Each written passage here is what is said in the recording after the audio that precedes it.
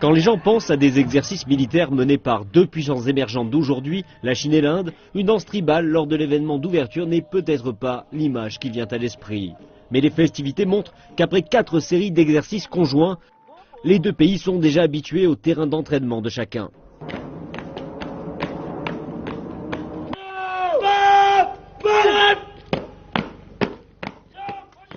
La Chine et l'Inde ont déjà mené 4 manœuvres militaires conjointes au cours des 4 dernières années. Des exercices qui ont permis d'améliorer la compréhension mutuelle tout en s'aidant à en apprendre davantage en matière d'antiterrorisme. Seuls une centaine de soldats participent, comme les années précédentes, mais ces manœuvres engendrent une grande différence sur le plan des liens bilatéraux. Étant donné les séries de confrontations entre les deux nations à proximité de la ligne de contrôle actuelle, cette manœuvre conjointe vise à établir la confiance de part et d'autre de la frontière. Les dirigeants chinois et indiens ont un consensus et suffisamment de raisons de maintenir leurs divergences sous contrôle.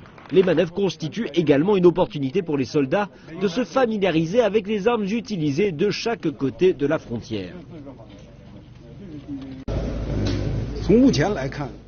La manœuvre militaire conjointe est devenue une pratique normalisée pour nous, ainsi qu'un nouveau modèle de développement pour la coopération militaire, en particulier en matière de lutte antiterroriste. Et les deux parties se familiarisent bien plus l'une avec l'autre.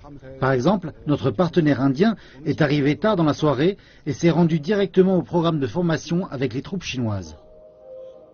Les soldats vont mener des manœuvres antiterroristes au cours des 10 prochains jours qui impliquent des signaux tactiques manuels, des arrestations, des escortes, des libérations d'otages, des attaques conjointes et des entraînements physiques.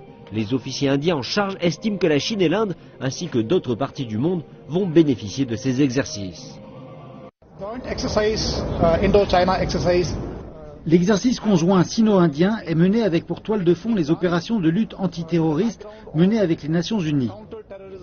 Donc à n'importe quel instant, si les deux pays doivent coopérer ensemble dans une situation relevant des Nations Unies, les deux armées doivent pouvoir se comprendre et opérer ensemble.